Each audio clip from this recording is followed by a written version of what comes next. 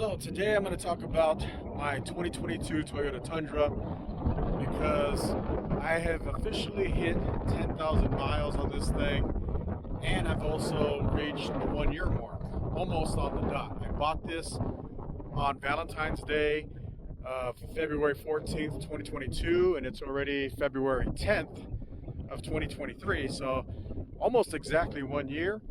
And coincidentally, the check motor light or whatever maintenance light came on, telling me that it's time for the 10,000 mile oil change.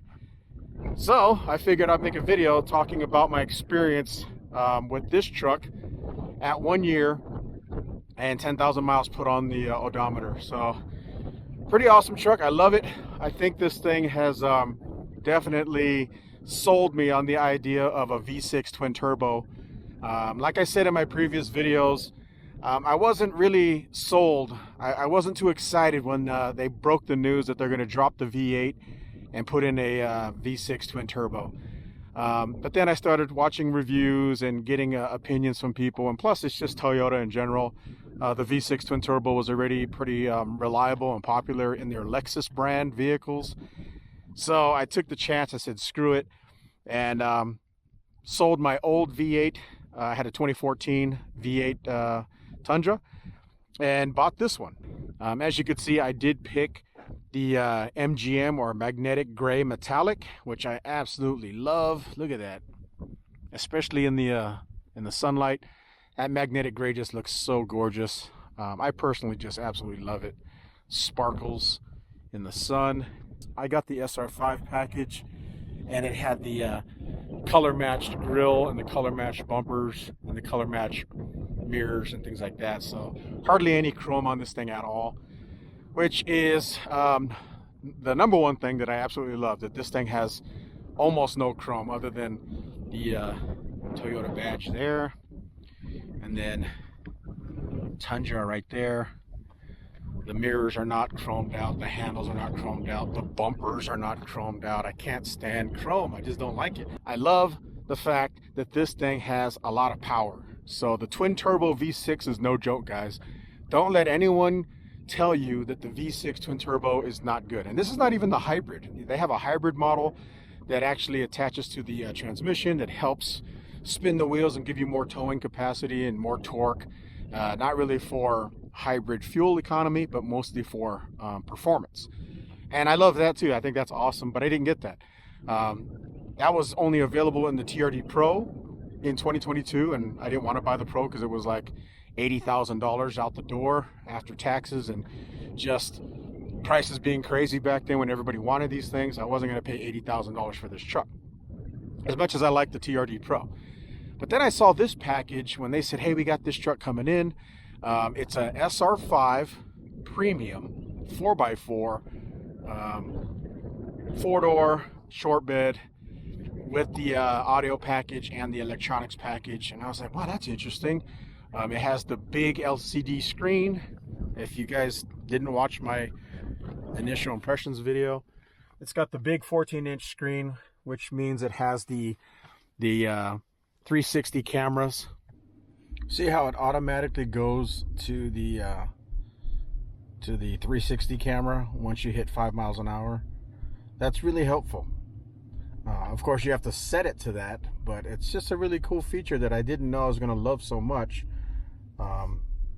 until I started using it. So again, once you drop down to about 5 miles an hour, it just automatically snaps into 360 mode, which is just really, really helpful. I love it. So absolutely love the engine though. V6 twin turbo is awesome. I did take this on a road trip up to Bend, Oregon, to the Overland Expo, and camped up there for a couple of days, for a week up in Bend, and then we went over to Winchester Bay, Oregon, and then down through the Sequoia National Parks in California. So that was like a 1,000-mile road trip. But during that road trip, I got to test this thing with a trailer on the back. I had a travel trailer. It was a dual axle. I think it was like a 5,000-pound travel trailer, bunkhouse travel trailer. And it did phenomenal. It was amazing, guys. The other thing that this truck came with was airbags from the factory. So this thing actually has airbags, and I talked about this again in the first video. You probably really can't see it, but yeah, there's the airbag suspension back there. Again, I go into more detail on that in another video, but this airbag suspension, it auto levels. So when you have a load on this, like a travel trailer or even stuff in the back of the truck, it automatically sets the suspension so it doesn't sag. So when I was on that road trip, that 3-state road trip with the travel trailer, this thing never sagged, and it actually felt like it performed better with the trailer on it. I mean, this thing drove like a dream. I'm not even joking, guys. I wish Toyota was paying me to talk good about this truck, but it really did well, man. I could not believe how well it performed. No overheating when I was going up hills. I didn't have to turn off the AC. The V6 twin turbo puts out, I think, almost 500 foot-pounds of torque and almost 400 horsepower. And that's everything I need. For me, that's everything I need. 400 horsepower, 500 foot-pounds of torque. I don't need anything more, you know. If I was going to be towing a lot of trailers and things like that, like big trailers or even a fifth wheel, or have like a 3,000-pound camper on the back of this thing, of course I'd want a bigger truck, maybe a dually, maybe a diesel. But this is my, you know, get around town truck, my go to work truck, go camping on the weekends type of truck, go shooting out in the desert, up in the mountains and stuff, go shooting. This is just a general purpose urban, you know, utility type vehicle for me, and this fits everything that I need. So I'm happy with the V6 twin turbo. The mileage that I got on this thing, with the trailer now, I was getting 12 to 13 miles per gallon. Yes, I said that. With a gas V6, I was getting 12 to 13 miles per gallon. I got video of it to prove it. And I was shocked. I don't know if those numbers impress you, but they impressed me because this is a gas truck, a twin turbo V6 gas truck. And normally with gas engines towing heavy loads like a big travel trailer, and it's, you know, obviously not aerodynamic either, you would think that you'd be getting like 8 or 9 miles per gallon, but this thing actually got 12 to 13 miles per gallon, fully loaded, man. So good job, Toyota. I don't know what the heck's going on there, but this thing performed exceptionally well, at least in my opinion anyways, as for a gas truck.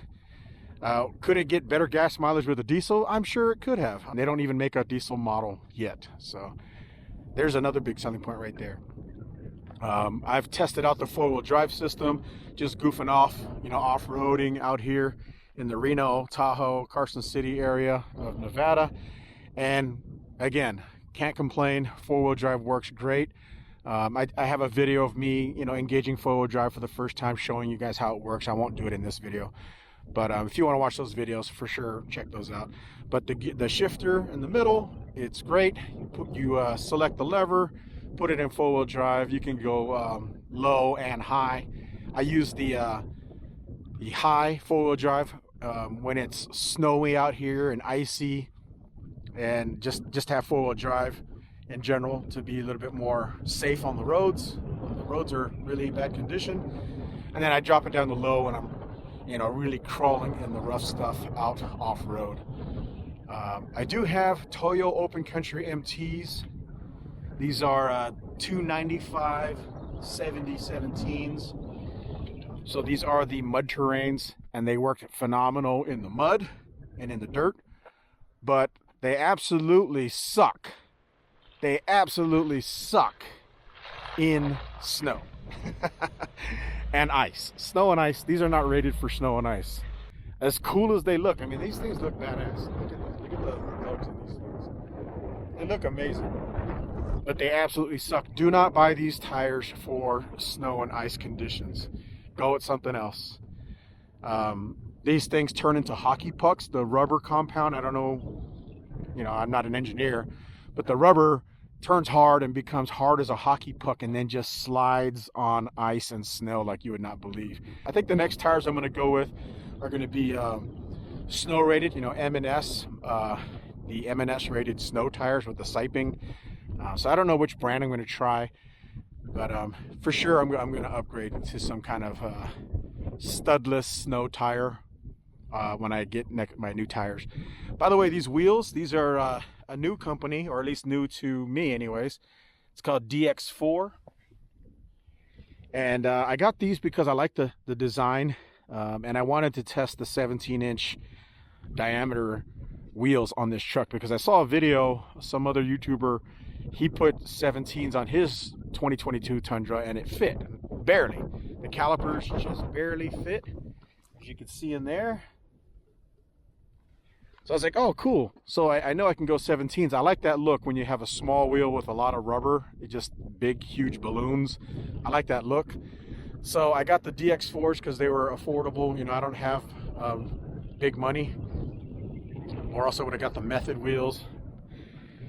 Or Black Rhinos or something. This is not lifted. And these are the biggest tires you can go with without rubbing. Like I said, these are 295 7017s, which is the equivalent to, I believe that's the equivalent to like 33s, almost 34s, depending on the brand. And full lock, left to right, you will get no rubbing with these 33s. So if you want to buy 33s and put them on your new Tundra, these are the size. This is the size you're going to go with right here. If you go to 35s, you can fit them, but once you start turning left or right, you're going to hear some rubbing, and you might have to do some modifications. To get past that, you could do a lift. So you could either do a leveling kit, which just levels this out and gives you about an inch of space, which is enough to fit 35s. Again, I think this would look fantastic with a leveling kit. I know Westcott Designs makes a kit. Ready Lift makes a kit. Rough Country makes a kit. There's a bunch of guys now that are making kits for this. So I don't know who I'm going to go with. I'm probably going to go with the leveling kit and 35s because I don't want to lift this thing tall. When you start lifting these trucks and going off-road, I mean, unless you're really going hardcore out here in the off-road, you don't need it. You really don't need lifted trucks, especially if you're just overlanding and going out exploring. You don't need big lifts, you know, 4, 5, 6-inch lifts. You don't need it, guys. You really don't. It's a waste of money. Again, if you're sponsored or you just made of money, yeah, it looks great and all, but you start going with these big, huge tires, you know, 37s or 40s, you got to change the gearing, you got to upgrade your axles. It's just a lot of money that you don't have to spend. These come with 10-speed transmissions and smooth as butter. Man, this transmission did great. I absolutely love the 10-speed. Again, I think all the trucks should have 10 speeds now because it was really nice on everyday driving and also towing. It just did really good. So if you guys don't know, almost all the Tundras have this big glass window in the back that goes down into the cab to let air in or pass stuff through. I think only one model doesn't have that, and that's the bare bones cheapest one, the SR model. But I absolutely love that. That's a huge selling point. I didn't think I was going to love it as much as I do, but that's really cool. The kids love it when I drop it down and just they get fresh air. They don't feel so claustrophobic in the back. Let's go inside. Again, these floor mats are just phenomenal. They're heavy duty. If they didn't have those floor mats, I would have got WeatherTechs. But inside, super comfortable in here. Like I said, it's not the leather model, but this vinyl just looks really nice. Comfortable, nice and flat here for my arm. Love that. I also love the fact that it has grab handles right here on the A-pillars. For whatever reason, the previous models didn't have that, so they brought those back. Absolutely love that. And the grab handle over there. Good job, Toyota there. Of course, I love the center console. It just feels more sporty. Even though this is just an SR5 model, it feels like a higher end truck just because it has that center console. So the seats, I absolutely love these seats. Like I said before, these are Softex, but more importantly, they're heated. So here is the driver's button for heated seats. There's the passenger's button for heated seats. And again, this is an SR5, guys. This is not a TRD Pro or Platinum or whatever. This is just a low-level SR5, yet I have heated seats. And when you live in Reno, where it snows and gets down into the zeros, heated seats are just really appreciated. They're not cooled though. You don't have the air conditioned seats. I do wish this thing had the tow mirrors that you know, have the power to come out on a push of a button. I do wish it had those. That'd be nice. When you go with the airbag model, you have a limited option as far as lifting this thing. It's a little bit harder to lift the airbag version. I know Westcott Design makes one, but if I would have went with just the traditional coil spring rear suspension truck, I would have had this thing lifted probably in the first couple months I owned it. And then, oh, the other thing I can nitpick about too is the bumpers. Again, I said this in a detailed video. This is not a one piece where you could just unbolt the bumper and take it off like the old days. It's kind of molded in with the body now, so there's just not a clean way to do it. You absolutely have to cut the plastics. There's no way around it. You have to cut here somewhere, cut here somewhere, and then install your heavy duty bumpers to add a winch on these trucks. So that part sucks. I don't know why these modern trucks have to be like that, but yeah. And if you get a guy who doesn't know what he's doing, he's going to cut your bumper wrong and it's just going to look horrible. Oh, another thing I can complain about too is it doesn't have tow hooks. As you can see, no tow hooks on this thing. Usually they'd be right around here somewhere.